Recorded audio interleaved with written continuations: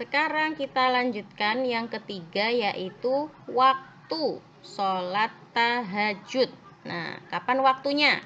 Tadi sudah Ustazah bilang ya, waktu sholat tahajud itu adalah malam hari, ya, malam hari, sesudah bangun tidur. Nah, jadi kalau malam hari habis sholat isya, itu namanya bukan sholat tahajud, ya. Kita dengar azan isya, terus kita sholat isya dulu, habis itu kita mau sholat tahajud, itu berarti namanya bukan sholat tahajud, ya. Karena syaratnya sholat tahajud itu apa? Harus sudah tidur dulu. Tuh, waktunya adalah malam hari sesudah bangun tidur. Nah, adapun waktu yang paling baik untuk melaksanakan sholat tahajud, waktu yang paling utama itu adalah sepertiga malam terakhir. Jadi kemarin kita belajar apa? Membagi waktu malam jadi 3 bagian. Kalau maghrib itu dimulai jam 6, ya. Kalau di Indonesia maghrib dimulai jam setengah 6 udah adzan maghrib. Misalnya kita ambil jam 6, jam 6 sudah maghrib, jam 4 pagi sudah adzan subuh, ya. Berarti kira-kira ada berapa jam? Ada 10 jam waktu malam. Nah, kalau kita bagi 3, berarti kira-kira ada 3,5 jam. Masing-masing ada 3,5 jam. Waktu awal malam, sepertiga awal, sepertiga yang pertama itu antara jam 6, ya, waktu maghrib sampai jam setengah 10 malam. Itu disebut dengan sepertiga awal, sepertiga malam yang pertama. Kemudian sepertiga malam yang kedua, tengah-tengah, berarti antara jam setengah 10 malam sampai jam berapa? Setengah 1. Jadi jam setengah 10 malam sampai jam setengah 1. Nah, ini yang dikatakan waktu sepertiga malam yang terakhir itu adalah antara jam setengah 1 sampai jam 4, ya. Nah, itu waktu yang paling baik untuk melaksanakan sholat tahajud, antara kira-kira jam setengah 1 sampai jam 4 pagi. Kemudian sekarang kita lanjutkan tata cara sholat tahajud. Halo, Ustazah ditinggal tidur ini. Tata cara sholat tahajud, tetap mendengarkan ya. Bagaimana cara mengerjakan sholat tahajud? Ya, caranya sama dengan sholat fardu, baik gerakan maupun bacaannya, ya, sama persis seperti sholat fardu. Sholat tahajud itu dikerjakan setiap 2 rakaat, kemudian salam. Jadi sholatnya 2-2 ya, 2 rakaat kemudian salam. Terus berdiri lagi, sholat lagi 2 rakaat, kemudian salam lagi. Begitu ya, 2 rakaat, 2 rakaat. Maksimal berapa paling banyak? Tidak terbatas, ya, boleh sebanyak-banyaknya.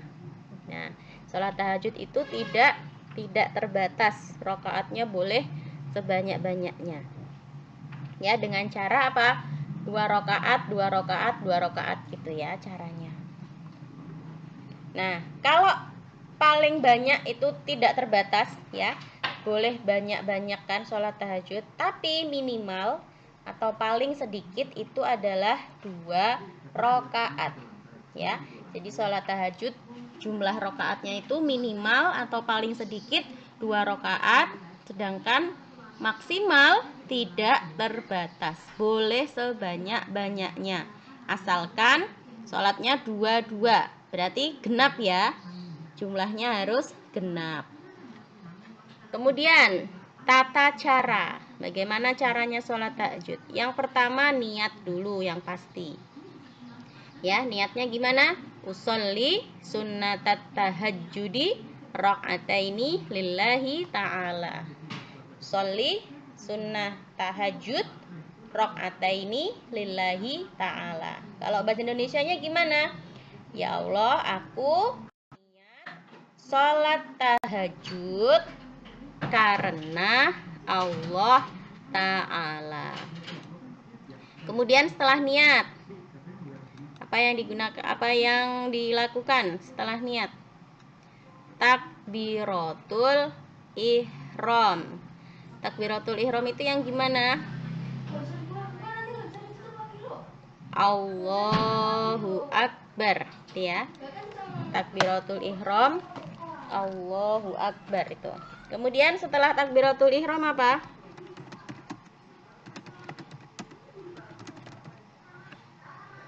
Membaca Al-Fatihah.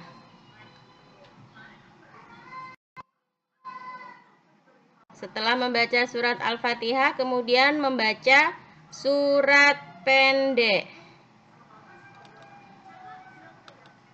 Ya. Setelah membaca surat Al-Fatihah, kemudian membaca surah pendek.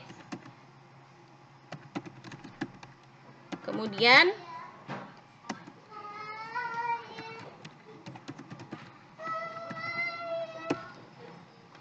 setelah membaca surat pendek apa? Ruku. Kemudian rukuknya dengan tumak ninah. Ya. Tumak ninah itu artinya tenang, membaca bacaan ruku.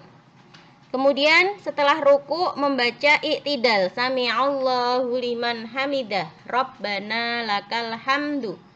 Ya, membaca i'tidal dengan tumak ninah. Kemudian setelah i'tidal sujud. Ya, sujud dengan tumak ninah. Tumak ninah itu artinya membaca doa, membaca bacaannya itu, ya. Jadi kalau dilewat itu namanya tidak tumak ninah. Kalau tidak membaca bacaan sholat itu namanya tidak tumak ninah. Halo, halo. Halo. Tidur beneran.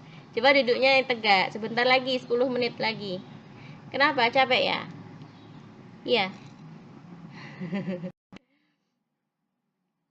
Ya, tadi apa? Sujud dengan tumak ninah. Kemudian selanjutnya duduk di antara dua sujud. Harus tumak ninah juga. Tumak ninah itu ya, ingat ya. Tumak ninah itu membaca bacaan sholatnya. Itu namanya tumak ninah. Kemudian setelah duduk di antara dua sujud, sujud lagi yang kedua dengan tumak ninah. Kemudian dilanjutkan rokaat kedua. Caranya sama ya. Rokaat kedua berdiri lagi, baca Al-Fatihah lagi, baca surat pendek lagi. Ya, urutannya sama kayak kita seperti sholat biasanya. Kemudian kalau sudah selesai rokaat kedua, baca tasyahud akhir, baca doa at-tahiyat. Ya, setelah itu salam. Ya, assalamualaikum warahmatullah, assalamualaikum warahmatullah. Nah, kemudian disunahkan membaca doa sholat tahajud sebagaimana diajarkan oleh Rasulullah Shallallahu Alaihi Wasallam, yaitu Allahumma lakal hamdu anta nurus samawati wal ardi wa ma fihinna walakal hamdu anta qayyimus samawati wal ardi wa ma fihinna walakal hamdu anta rabbus samawati wal ardi wa ma fihinna antal haqq wa wa'dukal haqq wa qaulukal haqq wa liqa'ukal haqq wal jannatu haqq wan naru haqq was sa'atu haqqun. Allahumma laka aslamtu wa bika amantu wa alaika tawakkaltu wa ilaika anabtu wa bika khosamtu wa ilaika hakamtu faghfirli ma qaddamtu wa ma akhartu wa ma asrartu wa ma a'lantu, antal muqaddimu wa antal muakhiru, anta ilahi la ilaha illa anta. Ya, hadis ini, doa ini diambil dari hadis yang diriwayatkan oleh Muslim, Ibnu Majah, dan Ahmad. Nah, selain memperhatikan tata cara sholat tahajud, kita juga harus memperhatikan syarat-syarat sholat agar sholat tahajud kita menjadi sah. Nah, tentu saja akan sayang sekali jika kita sudah berusaha melaksanakan ibadah, namun ternyata ibadah tersebut tidak sah. Apalagi ketidaksahan ibadah kita itu diakibatkan oleh ketidaktahuan kita atau kekurang hati-hatian kita sendiri. Nah, ini hati-hati ya, selalu diingatkan untuk hati-hati. Hati-hati untuk apa? Hati-hati untuk memperhatikan kesucian badan, kesucian pakaian, dan tempat sholat kita dari hadas dan najis. Ya, selalu ini diingatkan agar kita berhati-hati memperhatikan tempat sholat kita, memperhatikan pakaian kita, dan memperhatikan badan kita agar benar-benar suci dari hadas dan najis. Ingat ya perbedaan antara hadas dan najis. Kalau hadas itu adalah kondisi kita sedang berhadas. Misalnya kita kentut, itu berarti kita sedang hadas. Kan kentut nggak ada bekasnya, ya. Kentut kan angin, nggak ada bekasnya, ya. Tapi itu berarti kita sedang berhadas. Kita tidak boleh melakukan sholat. Nah, kemudian kita buang air kecil. Berarti kita, meskipun kita sudah bersih ya, sudah membilas dengan bersih, bersuci dengan bersih, tapi kalau kita belum wudu, berarti kondisi kita masih berhadas. Hadas kecil, berarti kita tidak sah untuk sholat. Caranya gimana? Biar kita sah untuk melakukan sholat, harus berwudu. Nah, itu hadas. Kalau najis, bedanya apa? Kalau najis itu kelihatan bendanya, ada bekasnya, ya. Misalnya sajadah kita kena pipis kucing, ya, berarti sajadah kita itu terkena najis. Caranya harus disucikan. Gimana? Harus dicuci dengan air mengalir sampai hilang baunya, sampai hilang warnanya, ya. Harus hilang bekasnya sampai bersih. Nggak boleh ada baunya, nggak boleh ada warna yang tertinggal, ya. Nah, begitu juga dengan pakaian, ya. Pakaian kita juga harus bersih, nggak boleh terkena najis. Apa saja yang termasuk najis? Semua kotoran hewan, ya. Pipisnya hewan, kemudian apa tuh namanya? Ya, kotoran hewan semuanya itu najis, ya. Darah itu juga najis, ya. Hati-hati kalau kita sholat, harus diperhatikan kesuciannya semuanya. Nah, najis yang kadang diremehkan, misalnya air kencing yang terciprat di celana atau keputihan perempuan yang menempel di celana dalam misalnya, semua itu najis, ya. Jika menempel di pakaian kita, maka sholat kita menjadi tidak sah memakai pakaian tersebut. Jadi, jika kita ragu-ragu, alangkah baiknya kita membawa baju ganti untuk sholat.